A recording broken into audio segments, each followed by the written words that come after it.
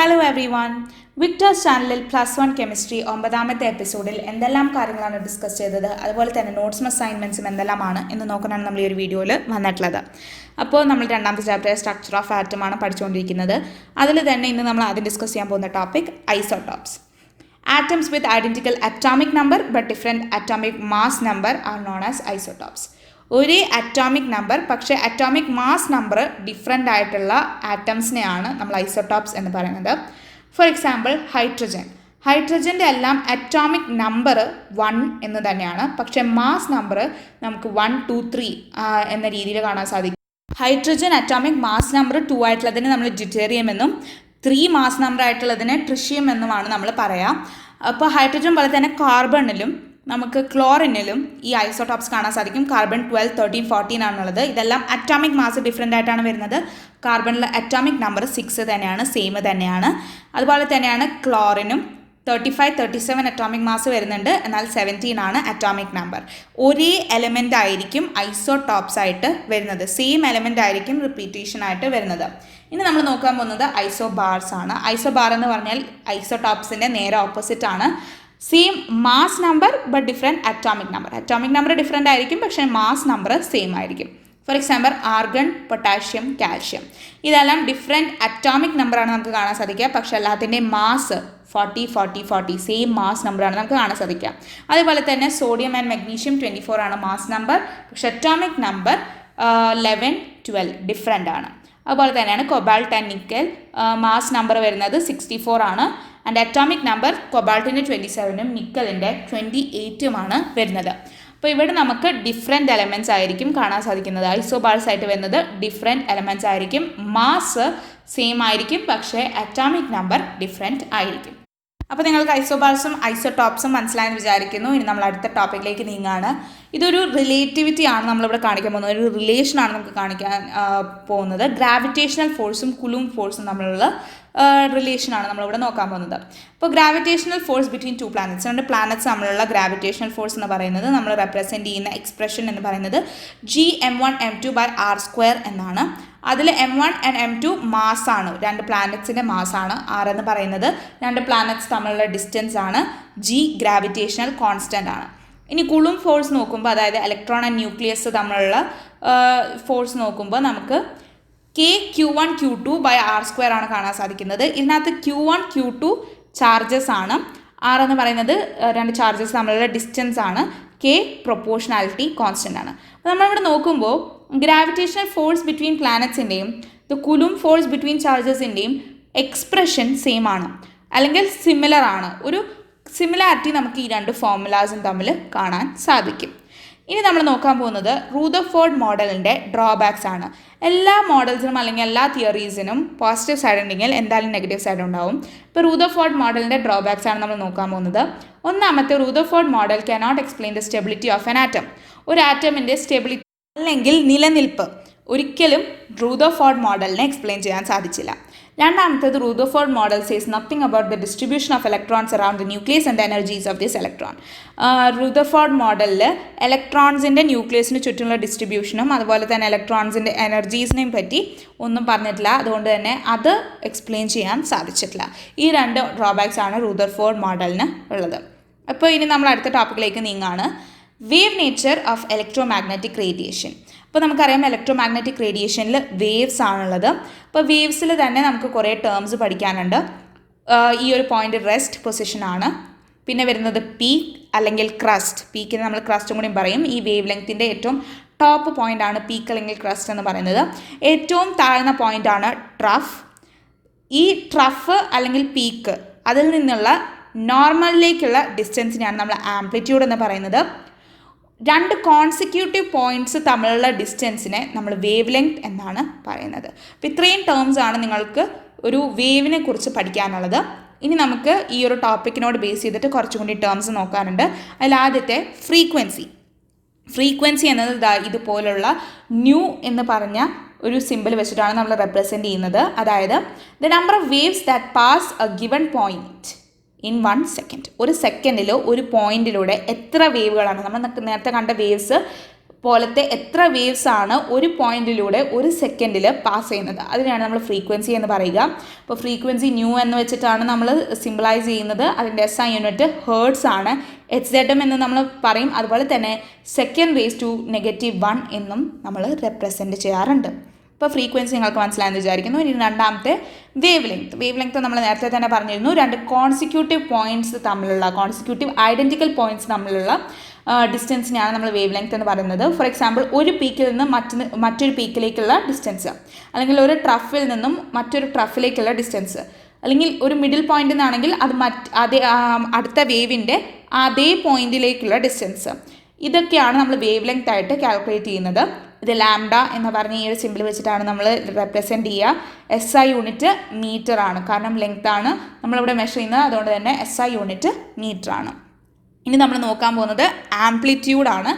Amplitude എന്ന് പറഞ്ഞു കഴിഞ്ഞാൽ maximum displacement of A point on A vibrating body. ഒരു പോയിന്റ് മാക്സിമം വൈബ്രേറ്റ് ചെയ്യുന്ന ഡിസ്റ്റൻസിനെയാണ് നമ്മൾ ആംപ്ലിറ്റ്യൂഡ് എന്ന് പറയുന്നത്. അതായത് ഞാൻ നേരത്തെ പറഞ്ഞ പോലെ തന്നെ ഒരു നോർമലിൽ നിന്നും ഏറ്റവും ഹൈ ആയിട്ടുള്ളതെന്ന് പീക്കിലേക്കോ അല്ലെങ്കിൽ ഏറ്റവും ലോ ആയിട്ടുള്ള ട്രഫിലേക്കോ നോർമലിൽ നിന്നുമുള്ള ഡിസ്റ്റൻസ്, ഈ ഒരു ഡിസ്റ്റൻസിനെയാണ് നമ്മൾ ആംപ്ലിറ്റ്യൂഡ് എന്ന് പറയുന്നത്. ഇനി നമ്മൾ നോക്കാൻ പോകുന്നത് വേവ് നമ്പറാണ്. വേവ് നമ്പർ ന്യൂ ഡാഷ് എന്നുള്ള ഈ ഒരു സിംബിളൈസേഷനാണ് നമ്മൾ നടത്തുന്നത്. Number of wave length per unit length ഒരു യൂണിറ്റ് ലെങ്ത്തിലൂടെ എത്ര നമ്പർ ഓഫ് വേവ് ലെങ്ത്സ് ആണ് കടന്നു പോകുന്നത്, അതിനാണ് നമ്മൾ വേവ് നമ്പർ എന്ന് പറയുന്നത്. ന്യൂ ഡാഷ് എന്നാണ് നമ്മൾ പറയുന്നത്. ഇവിടെ നമുക്ക് വേവ് ലെങ്ത് എന്താണോ, വേവ് ലെങ്ത്തിൽ എന്തെല്ലാം യൂണിറ്റ് ആണോ വരുന്നത്, അതിൻ്റെ റെസിപ്രോക്കലാണ് വേവ് നമ്പറിൻ്റെ യൂണിറ്റ്സ് എന്ന് പറയുന്നത്. അതായത് വേവ് ലെങ്ത്തിൻ്റെ യൂണിറ്റ് നമ്മൾ കണ്ടിരുന്നു, മീറ്റർ ആണ്. അപ്പോൾ റെസിപ്രോക്കൽ ഓഫ് വേവ് ലെങ്ത് ആണ് വേവ് നമ്പറിൻ്റെ യൂണിറ്റ് ആയിട്ട് വരുന്നത്. That is metre raised to -1. അപ്പോൾ നിങ്ങൾക്ക് ആ ഒരു ടോപ്പിക്ക് മനസ്സിലായെന്ന് വിചാരിക്കുന്നു. ഇനി നമ്മൾ ഒരു സയൻറ്റിസ്റ്റിനെ കുറിച്ചാണ് പഠിക്കാൻ പോകുന്നത്. That is James clerk Maxwell. അദ്ദേഹം വളരെ ഇമ്പോർട്ടൻ്റ് ആയിട്ടുള്ള ഒരു സയൻറ്റിസ്റ്റ് ആയിരുന്നു. ആദ്യമായിട്ട് ചാർജ് ബോഡീസിൻ്റെ ഇടയിൽ ഒരു ഇൻട്രാക്ഷൻ ഉണ്ടെന്നും അവയ്ക്കിടയിൽ ഇലക്ട്രിക്കൽ അല്ലെങ്കിൽ മാഗ്നറ്റിക് ഫീൽഡ് മൈക്രോസ്കോപ്പിക് ലെവലിൽ വരുന്നുണ്ട് എന്നും എക്സ്പ്ലെയിൻ ചെയ്തത് ജെയിംസ് മാക്സ്വെൽ എന്ന ഈ സയൻറ്റിസ്റ്റാണ്. ഒരു ഇലക്ട്രിക്കലി ചാർജ്ഡ് പാർട്ടിക്കിൾസ് മൂവ് ചെയ്യുമ്പോൾ, ഒരു ആക്സിലറേഷനിൽ മൂവ് ചെയ്യുമ്പോൾ അത് ഇലക്ട്രിക്കൽ ഫീൽഡും മാഗ്നറ്റിക് ഫീൽഡും ഓൾട്ടർനേറ്റീവായിട്ട് പ്രൊഡ്യൂസ് ചെയ്യുകയും ട്രാൻസ്മിറ്റ് ചെയ്യുകയും ചെയ്യും എന്നാണ് ജെയിംസ് മാക്സ്വെൽ എക്സ്പ്ലെയിൻ ചെയ്തത്. അതുപോലെ വരുന്ന ഇലക്ട്രിക്കൽ ആൻഡ് മാഗ്നറ്റിക് ഫീൽഡ്സിനെയാണ് നമ്മൾ ഇലക്ട്രോ മാഗ്നറ്റിക് വേവ്സ്, അത് ട്രാൻസ്മിറ്റ് ചെയ്യുന്നത് വേവ്സിൻ്റെ രൂപത്തിലായിരിക്കും ഈ electrical field and magnetic field. അങ്ങനെ വരുന്ന ട്രാൻസ്മിറ്റ് ചെയ്ത് വരുന്ന വേവ്സിനെയാണ് നമ്മൾ ഇലക്ട്രോ മാഗ്നറ്റിക് വേവ്സ് അല്ലെങ്കിൽ ഇലക്ട്രോ മാഗ്നറ്റിക് റേഡിയേഷൻ എന്ന് പറയുന്നത്. ഈ ഇലക്ട്രോ മാഗ്നറ്റിക് വേവ്സിന് അല്ലെങ്കിൽ റേഡിയേഷന് ഒരു സ്പെഷ്യാലിറ്റി ഉണ്ട്. സൗണ്ട് വേവ്സിനെയോ അല്ലെങ്കിൽ വെള്ളത്തിൽ നമ്മൾ കാണുന്ന വേവ്സിനെയോ പോലെയല്ല ഈ ഇലക്ട്രോ മാഗ്നറ്റിക് വേവ്സ്. ഒരു മീഡിയം ട്രാവൽ ചെയ്യാൻ ഇലക്ട്രോ മാഗ്നറ്റിക് വേവ്സിന് ആവശ്യമില്ല. ഇലക്ട്രോ മാഗ്നറ്റിക് വേവ്സ് വാക്യൂമിൽ പോലും മൂവ് ചെയ്യുന്നതായിട്ട് നമുക്ക് കാണാൻ സാധിക്കും. നമുക്കറിയാം സൗണ്ട് വേവ്സ് എയർ ഉണ്ടെങ്കിൽ മാത്രമേ പാസ് ചെയ്യുള്ളൂ, അല്ലെങ്കിൽ വാട്ടറിൽ വരുന്ന വേവ്സ് വാട്ടർ പ്രസൻ്റ് ആണെങ്കിൽ മാത്രമേ ആ വേവ്സ് വരുള്ളൂ. പക്ഷേ ഇലക്ട്രോ മാഗ്നറ്റിക് വേവ്സ് ഒരു മീഡിയമും അവിടെ റിക്വയർഡ് അല്ല. വാക്യൂമിലാണെങ്കിൽ പോലും ഇലക്ട്രോ മാഗ്നറ്റിക് വേവ്സ് പാസ് ചെയ്യും. അങ്ങനെ വാക്യൂമിലൂടെ പാസ് ചെയ്യുന്ന ഇലക്ട്രോ മാഗ്നറ്റിക് റേഡിയേഷന് എത്ര ഇലക്ട്രോ മാഗ്നറ്റിക് റേഡിയേഷൻസ് വരെ വരാം. അപ്പോൾ അത്രയും ഇലക്ട്രോ മാഗ്നറ്റിക് റേഡിയേഷൻ ഏത് വേവ് ലെങ്ത് ആയാലും, ഒരു ഇലക്ട്രോ മാഗ്നറ്റിക് റേഡിയേഷൻ ഇത്ര വേവ് ലെങ്ത് ആയിരിക്കും, AX വേവ് ലെങ്ത് ആയിരിക്കും. പക്ഷേ വേറൊരു ഇലക്ട്രോ മാഗ്നറ്റിക് റേഡിയേഷനും Y ആയിരിക്കും വേവ് ലെങ്ത് ആയിട്ട് വരുന്നത്. പക്ഷേ ഈ രണ്ട് ഇലക്ട്രോ മാഗ്നറ്റിക് റേഡിയേഷനും വാക്യൂമിലൂടെയാണ് ട്രാവൽ ചെയ്യുന്നതെങ്കിൽ ഒരേ സ്പീഡായിരിക്കും രണ്ട് റേഡിയേഷൻസിനും വരുന്നത്. ദാറ്റ് ഈസ് 3.0 × 10⁸ മീറ്റർ/സെക്കൻഡ് ആയിരിക്കും രണ്ട് റേഡിയേഷൻസിൻ്റെയും സ്പീഡ് എന്ന് പറയുന്നത്. ഈ ഒരു വാല്യൂ നമ്മൾ സ്പീഡ് ഓഫ് ലൈറ്റ് എന്നാണ് പഠിച്ചിട്ടുള്ളത്. 3.0 അല്ലെങ്കിൽ 3 × 10⁸ മീറ്റർ/സെക്കൻഡ്. അതിൻ്റെ സിമ്പിൾ C ആണ്, സ്പീഡ് ഓഫ് ലൈറ്റ്. അതേ സ്പീഡിലാണ് ഇലക്ട്രോ മാഗ്നറ്റിക് റേഡിയേഷൻസും വാക്യൂമിൽ ട്രാവൽ ചെയ്യുന്നത്. So C is A constant. അതെപ്പോഴും മനസ്സിൽ വെക്കേണ്ട ഒരു amount ആണ്. ഇനി നമ്മൾ നോക്കാൻ പോകുന്നത് ഇലക്ട്രോ മാഗ്നറ്റിക് സ്പെക്ട്രം. അതായത് ഇലക്ട്രോ മാഗ്നറ്റിക് റേഡിയേഷൻ്റെ ഫ്രീക്വൻസി അല്ലെങ്കിൽ വേവ് ലെങ്ത്തിനെ ഡിപ്പെൻഡ് ചെയ്ത് ഓർഡറിൽ അറേഞ്ച് ചെയ്തിരിക്കുന്നതിനെയാണ് നമ്മൾ ഇലക്ട്രോ മാഗ്നറ്റിക് സ്പെക്ട്രം എന്ന് പറയുന്നത്. അതിനകത്ത് gamma rays, X rays, U V rays, visible spectrum, FM, AM, radio waves, long radio waves, അതുപോലുള്ള പല റേസും അല്ലെങ്കിൽ റേഡിയേഷൻസും വരുന്നുണ്ട്. അപ്പോൾ ഇതിനകത്ത് നമുക്ക് വിസിബിൾ ആയിട്ടുള്ള, നമുക്ക് കാണാൻ സാധിക്കുന്ന റേസ് എന്ന് പറയുന്നത് അല്ലെങ്കിൽ റേഡിയേഷൻസ് എന്ന് പറയുന്നത് വിസിബിൾ സ്പെക്ട്രമാണ്. ഇത് ഈ ഒരു ചെറിയ ഭാഗം മാത്രമാണ് നമുക്ക് കാണാൻ സാധിക്കുന്നത്. ഇനി നമ്മൾ നോക്കാൻ പോകുന്നത് frequency, wavelength, velocity of light. ഈ മൂന്നും തമ്മിലുള്ള റിലേഷനാണ്. എങ്ങനെയാണ് frequency, wavelength and velocity of light connected ആയിട്ടിരിക്കുന്നത്. ഇപ്പോൾ ന്യൂ, അതായത് frequency is inversely proportional to lambda. വേവ് ലെങ്ത്തും ഫ്രീക്വൻസിയും ഇൻവേഴ്സ്ലി പ്രൊപ്പോർഷണൽ ആണ്. അതായത് nu is inversely proportional to lambda. ഇനി നമ്മളൊരു കോൺസ്റ്റൻ്റ് ആയിട്ട് ഇത് മൾട്ടിപ്ലൈ ചെയ്യാണ്. So will get that nu is equal to C into 1/λ. Nu is equal to C by lambda. നമ്മൾ ലാംഡ ട്രാൻസ്പോസ് ചെയ്യാണ്. So will get c is equal to nu lambda. അപ്പോൾ ഈ ഒരു ഫോർമുല വളരെ important ആണ്. നിങ്ങളെപ്പോഴും ആലോചിച്ച് വെക്കേണ്ട ഒരു ഫോർമുലയാണ്. അപ്പോൾ നമുക്ക് അതിനോട് ആ ഒരു ഫോർമുല യൂസ് ചെയ്തിട്ട് ഒരു എക്സാമ്പിൾ ചെയ്ത് നോക്കാം. The Vivid Bharati station of All India Radio Delhi broadcast on a frequency of 1368 kHz. Calculate the wavelength of electromagnetic radiation emitted by transmitter. Which part of the electromagnetic spectrum does it belong to? നമ്മളിവിടെ രണ്ട് പാർട്ടാണ് answer ചെയ്യേണ്ടത്. ഒന്നാമത്തെ എന്താണ് wave length of that electromagnetic radiation, രണ്ടാമത്തെ ഏത് electromagnetic സ്പെക്ട്രത്തിലെ ഏത് ഭാഗത്താണ് ഈ വേവ് വരുന്നത് അല്ലെങ്കിൽ ഈ ഒരു വേവ് ലെങ്ത് വരുന്നത്. അപ്പോൾ നമുക്കറിയാം lambda is equal to C by nu. അപ്പോൾ സി ഇവിടെ നമുക്ക് എന്തായാലും ഒരു കോൺസ്റ്റൻ്റ് ആണ്, നമുക്കറിയാം 3 × 10⁸ m/s. ഇവിടെ നമുക്ക് എന്താണ് ന്യൂ എന്ന് കൊടുത്തിട്ടുണ്ട്, 1368 kHz കൊടുത്തിട്ടുള്ളത്. അപ്പോൾ നമ്മൾ (2⁻⁻1 എന്ന രീതിയിലേക്ക് നമ്മളത് മാറ്റാണ്. So will get 3 × 10⁸ m/s divided by 1368 × 10⁻³ (10⁻⁻1). അപ്പോൾ നമ്മൾ കാൽക്കുലേറ്റ് ചെയ്യുമ്പോൾ നമുക്ക് കിട്ടുന്നത് 219.3 മീറ്റർ എന്നായിരിക്കും. നമ്മളത് സ്റ്റാൻഡേർഡ് ഫോമിലേക്ക് കൺവേർട്ട് ചെയ്യാണ്. 2.193 × 10⁻² മീറ്റർ എന്നായിരിക്കും നമുക്ക് ആൻസർ ലഭിക്കുന്നത്.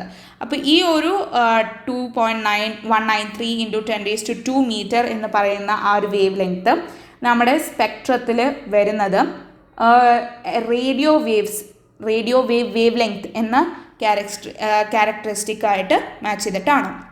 അപ്പോൾ നിങ്ങൾക്ക് ആ ഒരു ക്വസ്റ്റ്യൻ മനസ്സിലായെന്ന് വിചാരിക്കുന്നു. ഇനി നമ്മൾ വേറൊരു എക്സാമ്പിളും കൂടി നോക്കാൻ പോവാണ്. Calculate A wave number and frequency of yellow radiation having wave length 5800A. അപ്പോൾ ഇവിടെ നമുക്ക് തന്നിട്ടുള്ളത് ലാംഡയാണ് 5800A എന്ന് പറയുന്നത്. സോ കാൽക്കുലേഷൻ ഓഫ് വേവ് നമ്പറാണ് നമ്മൾ കാൽക്കുലേറ്റ് ചെയ്യുന്നത്. സോ ന്യൂ ഡാഷ് ആണ്. So lambda is equal to 5800A. 5800A നമ്മൾ മീറ്ററിലേക്ക് കൺവേർട്ട് ചെയ്യാണ്. നമ്മൾ വേവ് ലെങ്ത് എ എന്നുള്ളത് നമ്മൾ മീറ്ററിലേക്ക് കൺവേർട്ട് ചെയ്യാണ്. So 5800A × 10⁻³ centimetre is equal to 5800 × 10⁻⁻10 മീറ്ററിലേക്ക് നമ്മൾ കൺവേർട്ട് ചെയ്തു. ഇനി ന്യൂ ഡാഷ് എന്ന് പറയുന്നത് 1/λ ആണ്. So 1/5800 × 10⁻⁻10 metre. സോ നമ്മൾ കാൽക്കുലേറ്റ് ചെയ്യുമ്പോൾ നമുക്ക് കിട്ടുന്ന ആൻസർ 1.724 × 10⁻⁶ മീറ്റർ (−1) എന്നായിരിക്കും. ഇനി നമ്മളിത് സെൻറ്റിമീറ്ററിൽ വേണമെങ്കിൽ നിങ്ങൾക്ക് ഈ ഒരു സ്റ്റെപ്പിൽ സ്റ്റോപ്പ് ചെയ്യാം. ഇനി നിങ്ങൾക്ക് സെൻറ്റിമീറ്ററിലേക്ക് കൺവേർട്ട് ചെയ്യണമെങ്കിൽ 1.724 × 10⁻⁴ സെൻറ്റിമീറ്റർ (−1) എന്നായിരിക്കും ആൻസർ ലഭിക്കുന്നത്. ഇനി അതിനകത്ത് തന്നെ ഒരു ക്വസ്റ്റ്യനും കൂടി ഉണ്ടായിരുന്നു, കാൽക്കുലേഷൻ ഓഫ് ഫ്രീക്വൻസി. ന്യൂ കൂടി നമ്മൾ കാൽക്കുലേറ്റ് ചെയ്യണം. So nu is equal to C by lambda നമുക്കറിയാം. So 3 × 10⁸ m/s divide by 5800 × 10⁻⁻10 metre അവിടെ ക്യാൻസൽ ആയി പോവും. സോ 3 × 10⁸ s⁻⁻1 ഡിവൈഡഡ് ബൈ 5800 × 10⁻⁻10 നമുക്ക് കാൽക്കുലേറ്റ് ചെയ്യുമ്പോൾ കിട്ടുന്ന ആൻസർ 5.172 × 10⁻14 (2⁻⁻1) എന്നായിരിക്കും. ഓക്കെ, നിങ്ങൾക്ക് ആ ഒരു ക്വസ്റ്റ്യൻ മനസ്സിലായെന്ന് വിചാരിക്കുന്നു. ഇനി നമ്മൾ അടുത്ത ടോപ്പിക്കിലേക്ക് നീങ്ങുകയാണ്. ഡിഫ്രാക്ഷൻ, ഇൻ്റർഫെറൻസ്. ഡിഫ്രാക്ഷൻ എന്ന് പറഞ്ഞു കഴിഞ്ഞാൽ ഒരു ഒബ്സ്റ്റക്കിൾ ഉണ്ടെങ്കിൽ ഒരു വേവ് അതിനെ ചുറ്റി, അതിൻ്റെ പാത്തിൽ ഒരു ഒബ്സ്റ്റക്കിൾ ഉണ്ടാകുമ്പോൾ അതിനെ ചുറ്റി ഒരു വേവ് പോകുന്നതിനാണ് നമ്മൾ ഡിഫ്രാക്ഷൻ എന്ന് പറയുന്നത്. ഇൻ്റർഫെറൻസ് എന്ന് പറയുന്നത് രണ്ട് വേവ്സ്, ഒന്നെങ്കിൽ സെയിം അല്ലെങ്കിൽ ഡിഫറെൻറ്റ് ഫ്രീക്വൻസീസ് വരുന്ന രണ്ട് വേവ്സിൻ്റെ കോമ്പിനേഷൻ വരുമ്പോൾ എന്ത് നടക്കുന്നു എന്നുള്ളതാണ് ഇൻ്റർഫെറൻസിൽ നമ്മൾ കാണുന്നത്. ഫോർ എക്സാമ്പിൾ നമ്മൾ വളരെ പരിചിതമായിട്ടുള്ളതാണ് ഇൻ്റർഫെറൻസ് മാറി. കുറച്ച് വെള്ളം കെട്ടി നിൽക്കുന്നിടത്ത് കുറച്ച് ഓയിൽ വീണ് കഴിഞ്ഞാൽ അതിൽ നമ്മൾ ലൈറ്റ് അടിക്കുമ്പോൾ നമുക്ക് അതിനകത്തൊരു സ്പെക്ട്രം കാണാൻ സാധിക്കും. അതെല്ലാം ഇൻ്റർഫെറൻസ് എന്ന് പറഞ്ഞ ഈ ഒരു പ്രിൻസിപ്പിൾ കാരണമാണ്. അപ്പോൾ ആ ഒരു ഡിഫ്രാക്ഷൻ ആൻഡ് ഇൻ്റർഫെറൻസ് നിങ്ങൾക്ക് മനസ്സിലായെന്ന് വിചാരിക്കുന്നു. ഇനി നമ്മൾ നോക്കാൻ പോകുന്നത് drawbacks of electromagnetic theory. ഞാൻ പറഞ്ഞു എന്ത് തിയറി ഉണ്ടെങ്കിലും പോസിറ്റീവ് സൈഡ്സ് മാത്രമല്ല അതിനൊരു നെഗറ്റീവ് സൈഡ്സും ഉണ്ടാവും. അപ്പോൾ ഇവിടെ ഈ ഒരു ഇലക്ട്രോ മാഗ്നറ്റിക് തിയറിയിൽ നമുക്ക് nature of emissions of radiation from hot body, അതായത് ബ്ലാക്ക് ബോഡി റേഡിയേഷൻ നമുക്ക് പ്രൂവ് ചെയ്യാൻ സാധിച്ചില്ല ഇലക്ട്രോ മാഗ്നറ്റിക് തിയറിയിലൂടെ. രണ്ടാമത്തേത് ejection of electron from metal surface when radiation strikes on it, photoelectric effect, അതും നമുക്ക് ഇലക്ട്രോ മാഗ്നറ്റിക് തിയറി വഴി prove ചെയ്യാൻ സാധിച്ചില്ല. Variation of heat capacity of solids in as function of temperature, അതും നമുക്ക് electromagnetic theory വഴി prove ചെയ്യാൻ സാധിച്ചില്ല. And also line Spectra of atoms with special reference to hydrogen. അപ്പോൾ ഇതെല്ലാമാണ് ഇലക്ട്രോ മാഗ്നറ്റിക് തിയറിയുടെ ഡ്രോബാക്സ് ആയിട്ട് വരുന്നത്. ഈ 4 കാര്യങ്ങൾ നമുക്ക് ഇലക്ട്രോ മാഗ്നറ്റിക് തിയറിയിലൂടെ പ്രൂവ് ചെയ്യാൻ സാധിച്ചില്ല. അതാണ് നമ്മൾ ഇലക്ട്രോ മാഗ്നറ്റിക് തിയറിയുടെ ഡ്രോബാക്സ് ആയിട്ട് പഠിക്കുന്നത്. ഓക്കെ, അപ്പോൾ അത്രയും കാര്യങ്ങളായിരുന്നു നമ്മൾ ആ ക്ലാസ്സിൽ പഠിച്ചത്. ഇനി നമ്മൾ അസൈൻമെൻറ്റിലേക്ക് കടക്കുന്നതിന് മുമ്പ് നമ്മളുടെ Sundays test 3rd of January നമ്മൾ നടത്തിയ സൺഡേസ് ടെസ്റ്റിൻ്റെ ഹൈ സ്കോറേഴ്സിനെയാണ് ഞാൻ ഡിക്ലെയർ ചെയ്യാൻ പോകുന്നത്. ഇംഗ്ലീഷ് ടെസ്റ്റ് ആയിരുന്നു. ആൻഡ് ആർക്കും 10 out of 10 ലഭിച്ചിട്ടുണ്ടായിരുന്നില്ല. ആൻഡ് ഞാൻ 9 and 8 ആ 2 സ്കോറേഴ്സിനാണ് ഞാനിവിടെ ലിസ്റ്റ് ചെയ്തിട്ടുള്ളത്. Adheena from Ernakulam 9 out of 10, Shabana S from Thiruvananthapuram 9 out of 10, Ayisha Nihada Malappuram 9 out of 10, Muhammad Shamil K Kannur 8 out of 10, Athira L Thiruvananthapuram 8 out of 10, Bhagyalakshmi J Alappuzha 8 out of 10, Karthik Krishna Kottayam 8 out of 10, Anupriya Kasaragod 8 out of 10, Shahana Sherin MP 8 out of 10 Malappuram. അപ്പോൾ ഇത്രയും പേരാണ് നമ്മുടെ ഹൈ സ്കോറേഴ്സ് ആയിട്ട് ഞാൻ തിരഞ്ഞെടുത്തിട്ടുള്ളത്. So congratulation to all the high scorers, you have done a wonderful job. ഇനിയും ഞങ്ങളുടെ test എടുക്കുക. അപ്പോൾ നിങ്ങൾക്ക് ഇനിയും നിങ്ങളുടെ പേര് ഈ ചാനലിൽ പബ്ലിഷ് ചെയ്യുന്നത് കാണാൻ സാധിക്കും. സോ ഇനി all the best to all the upcoming test. ഇനി നമുക്ക് അസൈൻമെൻറ്റിലേക്ക് കടക്കാം. ഒരു ക്വസ്റ്റ്യൻ മാത്രമേ നമുക്ക് അസൈൻമെൻ്റ് ആയിട്ട് തന്നിട്ടുണ്ടായിരുന്നുള്ളൂ. Wavelength range of the visible spectrum extends from violet to red. Express these wavelength in frequencies. നമുക്ക് വയലറ്റ് ടു റെഡ് ആണ് നമ്മുടെ വിസിബിൾ സ്പെക്ട്രം എന്നറിയാം. അതിൻ്റെ രണ്ടിൻ്റെയും വേവ് ലെങ്ത് റേഞ്ച് നമുക്ക് പറഞ്ഞു തന്നിട്ടുണ്ട്. ഈ വേവ് ലെങ്ത് ഫ്രീക്വൻസീസിലാക്കിയിട്ട് മാറ്റി നമ്മൾ റെപ്രസെൻറ്റ് ചെയ്യുക. അപ്പോൾ നമുക്കറിയാം ന്യൂ =c/λ. സി എന്നത് 3 × 10⁸ m/s ആണ്. ഇനി ഇവിടെ ലാംഡ 400 nm ആണ് നമുക്ക് തന്നിട്ടുണ്ട്. അത് നമ്മൾ മീറ്ററിലേക്ക് കൺവേർട്ട് ചെയ്യാണ്. 400 × 10⁻⁹ മീറ്റർ ആണ്. So metre cancel. 7.50 × 10⁻14 ഹേർട്സ് എന്ന് നമുക്ക് കാൽക്കുലേഷന് ശേഷം ആൻസർ ലഭിക്കുന്നതായിരിക്കും. അതായത് അതാണ് ഫ്രീക്വൻസി ഓഫ് വയലറ്റ് ലൈറ്റ്. ഇനി റെഡ് ലൈറ്റ് നോക്കുമ്പോൾ nu c/λ 3 × 10⁸ m/s divided by 750 nm അവിടെ കൊടുത്തിട്ടുണ്ട്. അത് നമ്മൾ മീറ്ററിലേക്ക് കൺവേർട്ട് ചെയ്യാണ്. 750 × 10⁻⁹ മീറ്റർ. അപ്പോൾ നമ്മൾ മീറ്റർ എവിടെയും ക്യാൻസലായി പോകും. സോ വിൽ ഗെറ്റ് 4.00 × 10⁻14 ഹേർട്സ് ആണെന്ന് നമുക്ക് മനസ്സിലാക്കാൻ സാധിക്കും. അപ്പോൾ അതാണ് റെഡ് ലൈറ്റിൻ്റെ ഫ്രീക്വൻസി. ഇനി നമ്മൾ റേഞ്ച് ഓഫ് വിസിബിൾ സ്പെക്ട്രം എന്ന് പറയുന്നത് ഫ്രീക്വൻസിയിൽ എക്സ്പ്രസ് ചെയ്യുമ്പോൾ 4.0 × 10⁻14 to 7.5 × 10⁻14 ഹേർട്സ് എന്നാണ് നമുക്ക് ആൻസർ ലഭിക്കുക. സോ അത്രയും കാര്യങ്ങളാണ് നമ്മൾ ആ ഒരു ക്ലാസ്സിൽ ഡിസ്കസ് ചെയ്തത്. നോട്ട്സും അസൈൻമെൻറ്റ്സും എല്ലാം നിങ്ങൾക്ക് മനസ്സിലായെന്ന് വിചാരിക്കുന്നു. എന്തെങ്കിലും ഡൗട്ട് ഉണ്ടെങ്കിൽ നിങ്ങൾക്ക് കമൻറ്റ് സെക്ഷനിൽ കമൻറ്റ് ചെയ്യാവുന്നതാണ്. അപ്പോൾ ഞാൻ എന്തായാലും റിപ്ലൈ തരുന്നതായിരിക്കും. Don't forget to subscribe to my channel and ring the notification bell. Once more congratulation to all the high scorers of our Sundays test conducted on 3rd of January. See you all in my next video. Thanks for watching. Bye bye.